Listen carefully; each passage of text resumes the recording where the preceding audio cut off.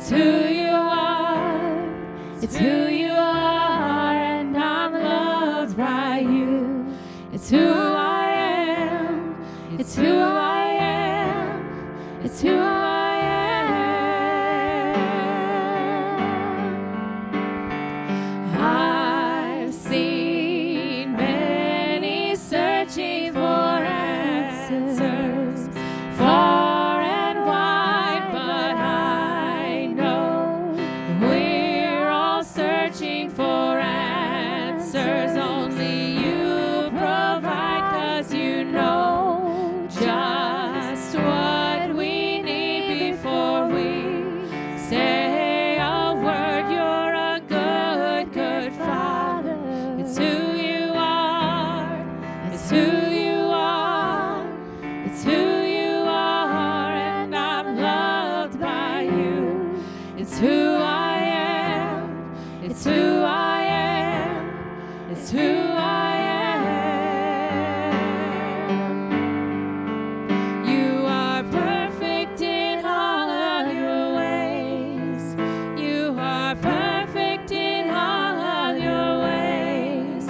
You are perfect in all of your ways to us. You are perfect in all of your ways. You are perfect in all of your ways.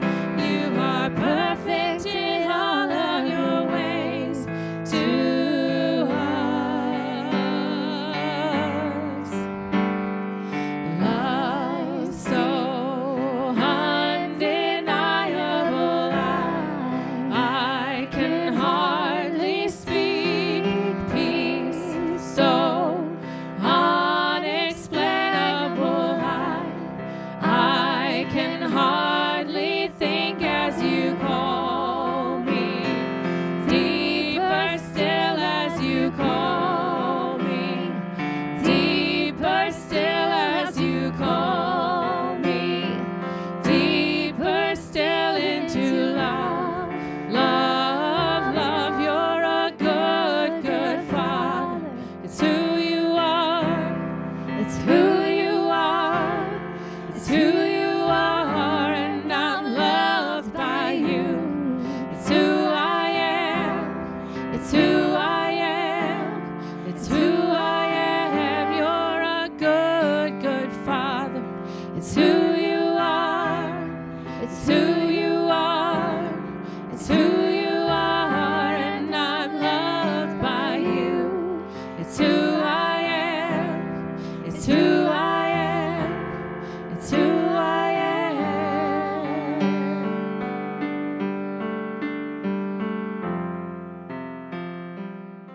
This morning,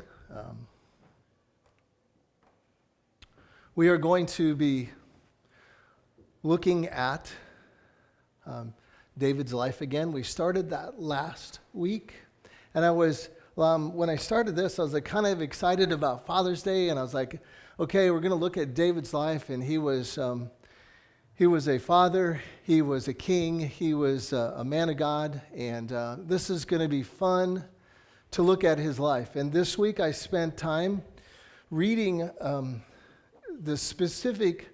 some things about his interactions with his family, his father, his brothers, and then I spent time just reading the interactions that he had with his children.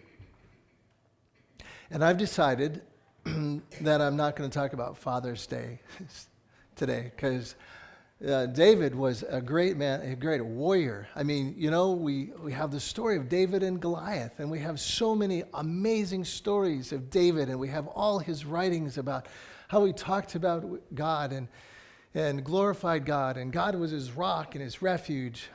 But you know what's interesting to me in all of that? There's not one psalm about his kids. We don't know from his writings and stuff much about his kids. We just know the history that is given to us. And David, even though he was a great warrior, he wasn't a very good father. In fact, if I would, after reading and spending time with David and looking at his interaction with his children, one of the things that stands out to me is how he wept for them. He shed a lot of tears for his kids. And sadly, most of the tears were shed after they lost their life. He lost 3 children. And the last child who passed, Absalom, he cries and he weeps, and it's so loud that everyone in the room below could hear him weeping and hear him crying. And he said, Absalom, oh, Absalom, if only I would have died instead of you. Now, Absalom decided that he was going to take the throne from his father David, and because of that move, he was riding his donkey through the woods because David's men were pursuing him, and he got his hair caught in a tree, and he hung there, and the servant of the king, protecting the king, put a javelin through his heart. And when David saw the runner coming, he thought, oh, he's a good man, he'll bring me good news. And the news was not good. And we find in this story, and we find in the interactions with David and his children, that some of the things that I want to share today, and we're not going to go into all the details and stuff like that because there's so many stories and so many names, and we would get lost. But he struggled in the role of a father. But he ends his life as he is passing the baton to his son, King Solomon. He has some very powerful words for his son. And so that's what we want to focus on today. In the weeks that are coming, as we study David's life, some of those other stories will probably get interweaved, and we'll take a little bit by little bit and study as we study David's life and look at some of those things. But David, he was a father. He was also a hero. In the book Fatherhood by Bill Cosby, he wrote this: "Now that my father is a grandfather, he just can't wait to give money to my kids. But when I was a kid and I asked him for 50 cents, he would tell me the story of his life. How he got up at 5 a.m. when he was 7 years old, and he walked 23 miles to milk 90 cows. And the farmer for whom he worked had no bucket, so he had to squirt milk in his tiny little hand and walk 8 miles to the nearest cream can. And he did all of that for 5 cents a day. The result was I never got my 50 cents. Now he tells my grandkids every time he comes into the house, well, let's see how much money old granddad has for his wonderful grandkids. And the minute they take money out of his hand, I call them over to me and I snatch it away from them because that's my money."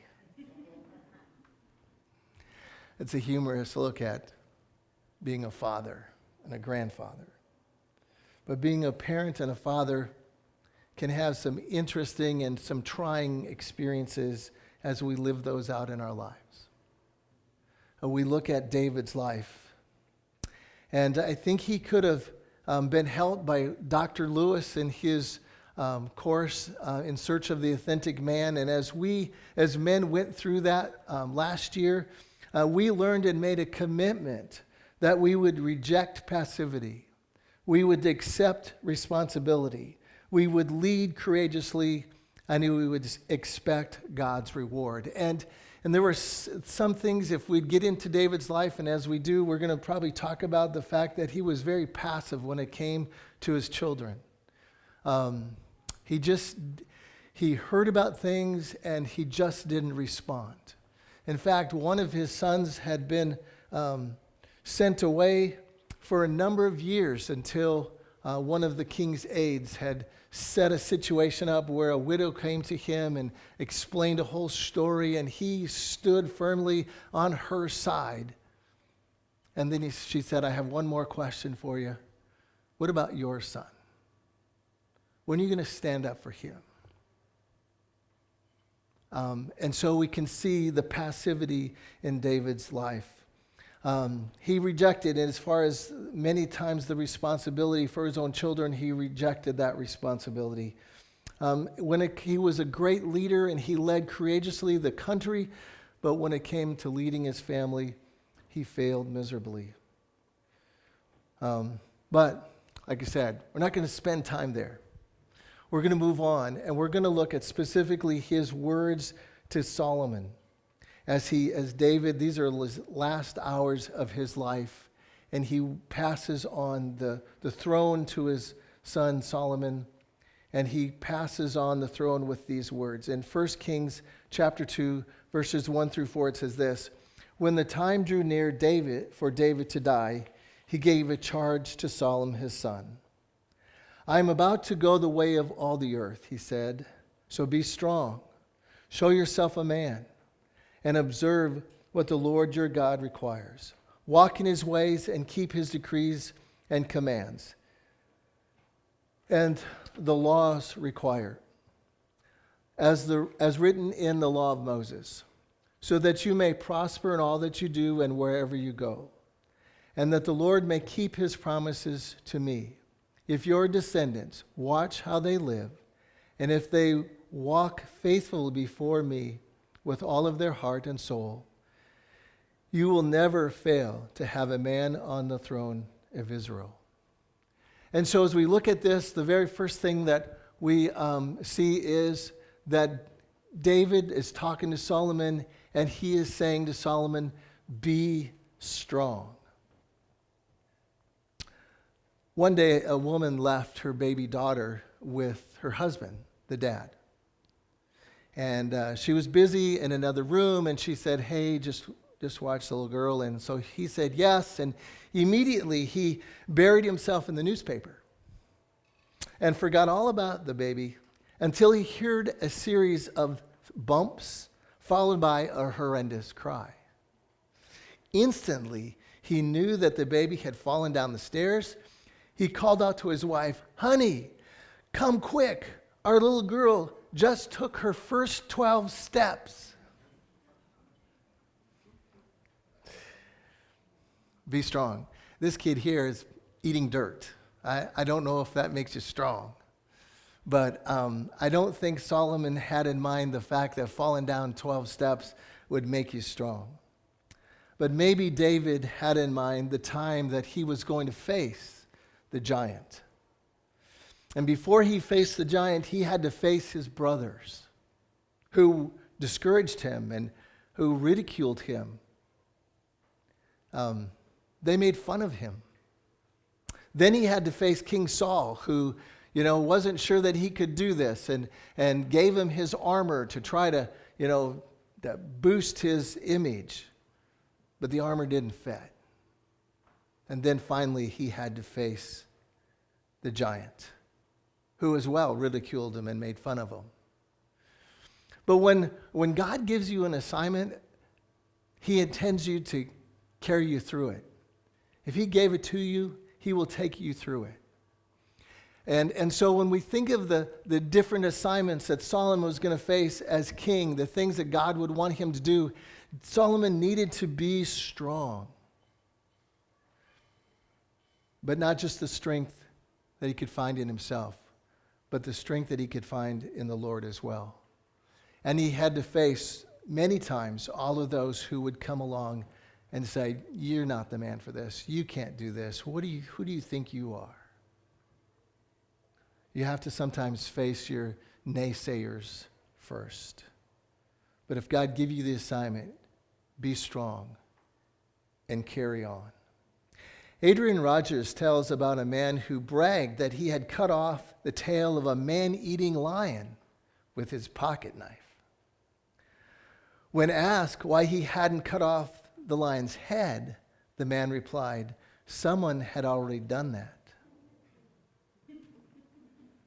It's easy sometimes to be cocky and pretend to be brave and strong, but Solomon needed was true strength that only God can give. That's why in Ephesians chapter 6, verse 10, it says to us to be strong in the Lord in the power of his might. So Solomon, as king of Israel, was responsible for a nation. So he needed to be strong. He needed to stand firm against the opposition that he would face. And dads, you're responsible for your family. And you need to stand firm against the opposition that faces the family today. You need to be a strong partner, a strong parent, a strong provider, and a strong protector. The next thing that David said to Solomon is what he said was, show yourself a man.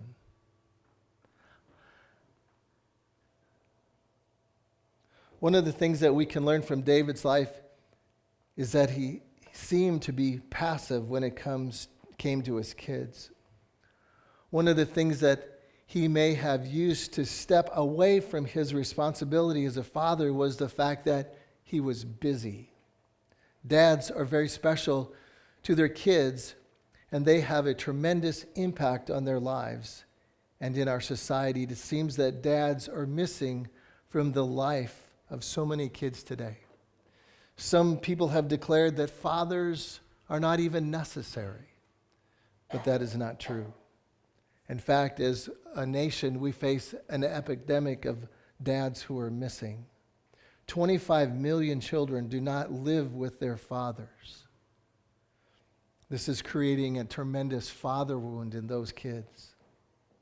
63% of youth suicides are from fatherless homes. 85% of children with behavioral disorders come from fatherless homes. 71% of high school dropouts are from fatherless homes. 70% of teen pregnancies are from fatherless homes. 25% of youth in chemical abuse centers are from fatherless homes. And 85% of youths in prison are from fatherless homes. Too many of our children today are growing up with a father wound because dad is not there. Either completely absent from the home or just too busy to pay attention to the kids, to be a dad. Today, with all of that is going on in life, it is easy for a father to just say, I'm too busy to do those activities, too busy to interact with the children. There's an acronym for busy that I want you to pay attention to. It's this. B is for being. U is for under. S is for Satan's. Y is for yoke. Being under Satan's yoke. Busy. Many times we can say, I am too busy for the family things, or I am too busy for church or prayer or devotions. Jesus said in Matthew chapter 11, verse 29, take my yoke upon you and learn from me, for I am gentle and humble in heart, and you will find rest for your souls. For my yoke is easy, and my burden is light. We need to somehow unyoke from the busyness of life and yoke up with the yoke of Christ. His yoke is easy, and his burden is light. We need to unyoke from that Satan's yoke, that excuse of busyness. My dad's here, and I remember this very clearly, and I just think sometimes you remember things because God is trying to teach you through those times. But I remember every morning we would have devotions around our breakfast table, and there were many, many mornings in a row that Dad was missing out because it was probably springtime or summertime. We were probably still in school, if I remember right, but getting toward that springtime when we looked to get out of school and spend our time farming. But I remember one day Dad came in on that morning and he said to Mom, he said, is it time for devotions? And she said, yep, we're just about done with breakfast and we're heading into that. So we got our Bibles and we always read and did a devotion. And I remember that morning, especially Dad saying that, I've missed too many devotions. And when I miss my time in devotions with the family, somehow I don't get as much done during that day. I'm falling too far behind. And he never missed after that. He stayed pretty true every once in a while, but true to that commitment and that statement. And so when I think about the fact of being a man, sometimes you have to be a man, step up and say, this isn't working, but I know what will work. Spending time with the Lord, cutting the busyness, and spending time. And in that case, he not only spent time with the Lord, but he was also spending time with the family and being a role model for us as well. So, show yourself as a man dependent on God. The next thing that he says here, and he says it in so many words, but he basically says to Solomon, be faithful to God. In verse 3 it says, David says to Solomon, and observe what the Lord your God requires. Walk in his ways and keep his decrees and commands, his laws and requirements as written in the law of Moses, so that you may prosper in all that you do and wherever you go. David seems to expound many times in his writings on those words, and in Psalms chapter 18, he says this, to the faithful you show yourself faithful, and he's talking about God. To the blameless you show yourself blameless. To the pure you show yourself pure. But to the crooked you show yourself shrewd. You save the humble. You bring low those whose eyes are haughty. You, O Lord, keep my lamp burning. My God turns my darkness into light. With your help, I can advance against troop. With my God, I can scale a wall. As for God, his way is perfect. The word of the Lord is flawless. He is a shield for all who take refuge in him. For who is God besides the Lord? And who is the rock except for God? It is the rock who arms me with strength and makes my way perfect. David tells Solomon that he needs to walk in the ways of the Lord. You know what God decrees and commands of you. Pay attention to his requirements from the book of the law. And when you do that, you will be able to claim the promise. You will prosper in all that you do and wherever you go. There's a story that I found about a man and a rock, and I want to share it with you. There once was a weak, sickly man. The man was so sick that he could not afford to go to town to see the doctor. The man lived in the deep backwoods in an old log cabin. His condition seemed to grow worse. But in front of his cabin was a huge boulder. The rock was massive in the front of his place. One night, in a very real vision, God told him to go out there and push the huge rock all day long, day after day. The man got up early in the morning, and with great excitement, he pushed the rock until lunch. Then he rested a while and pushed the rock until supper. The man loved pushing against the rock. It gave him meaning. The dream was so real that it was with great excitement he pushed against the rock. Day after day he pushed. Day rolled into week, and weeks into months. He faithfully pushed against the rock. After 8 months of pushing the rock, the weakly sick man was greatly tired of pushing the rock so much. In his tiredness, he started to doubt his dream.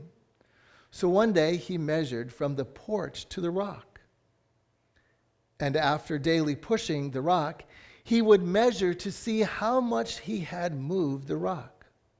After 2 weeks of pushing and measuring, he realized he had not moved the boulder, not even 1/32 of an inch. As a matter of fact, the boulder was in the same place as when he started. The man was so disappointed. He thought the dream was so special, and now after 9 months, he saw his work was accomplishing nothing. He was tired, and his dream seemed dashed upon the rock. The man sat on his porch and cried and cried. He had invested many hundreds of hours into nothing. Nothing.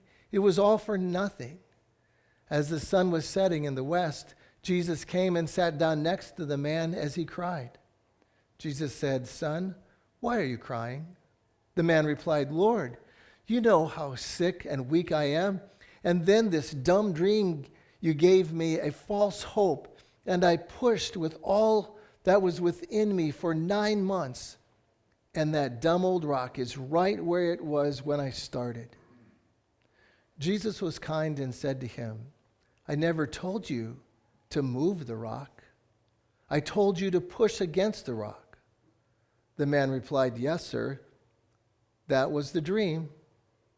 Jesus told the man to step in front of the mirror and look at himself. As an act of obedience, the man stepped in front of a mirror and looked at himself.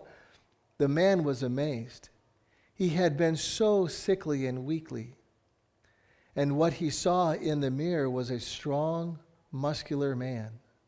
The man realized that he had not been coughing all night.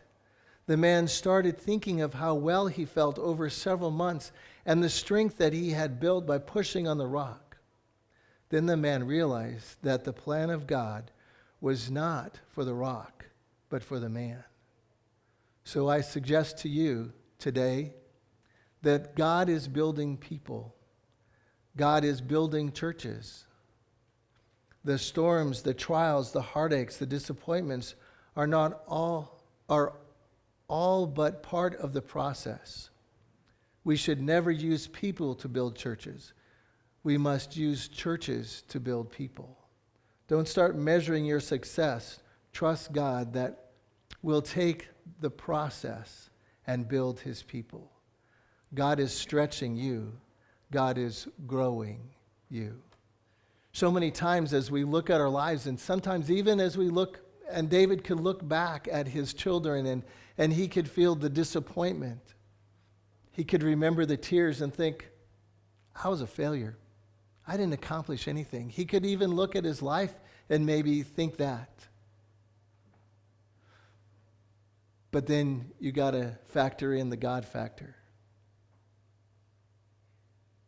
What are you doing that seems like many times it's not accomplishing anything? But then God says, oh, but I am accomplishing something with that. And maybe even sometimes you look at your devotional time in the morning and say, oh, it's just taking up time. What does it accomplish? Oh, sometimes more than you could imagine. I remember my professor, Dr. Sawyer, in Olathe when he was teaching us our Greek class, and I still wonder why I took the class. But I do have a great story from the class. I remember him coming to class one day, and he read every day. He read a little devotional, read the scripture, and that day he broke down in tears. And that moment, God just came into that classroom in such a powerful way. And then he reminded us of this. God comes in our routine. If we wouldn't have had the routine, if he wouldn't have had the routine of reading that little devotional to us, God could have never come in that special, powerful way.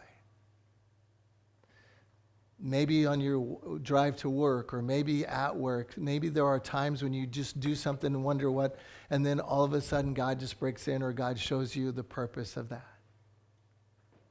Even maybe sometimes with your kids, you think, man, I'm trying, I don't know what we're accomplishing. Don't give up. Just like moving on that rock. God is working on your kids. He's also working on you. And he's going to accomplish something great. Sometimes the process is all about making us, developing us. And so today, fathers, don't give up. Keep on. Show yourself to be strong, to be a man, to be a follower of God. Let us pray. Gracious Heavenly Father, I just want to thank you for your word to us. Thank you for David's life. And I'm glad it wasn't perfect. Because if it was, we would look at that and say, there's no way I can live that way. And yeah, David struggled with his family. We all struggle at times with our families, but we don't want to give up. We want to keep trusting. As the lady sang just before the message, there's a promise in the making. And even with our kids, even with what we're facing in our lives, God, we know that you're working. We just have to continue to surrender and trust you. I pray, Father, that you will help us to see some of what you're accomplishing in us this week. We ask this in your name. Amen.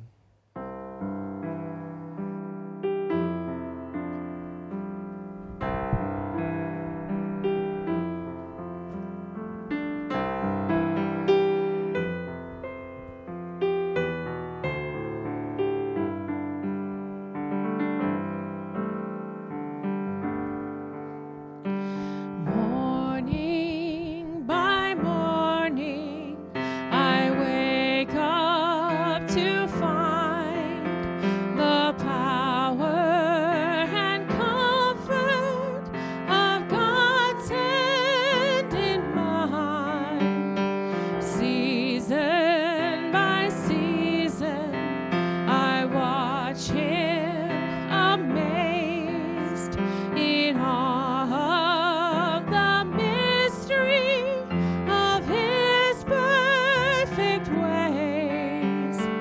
All I'm in need of, His hand will provide. He's always been faithful to me. I can't remember a trial or a pain He did not recycle to bring me gain. I can't remember one single regret in serving God only and trusting His hand.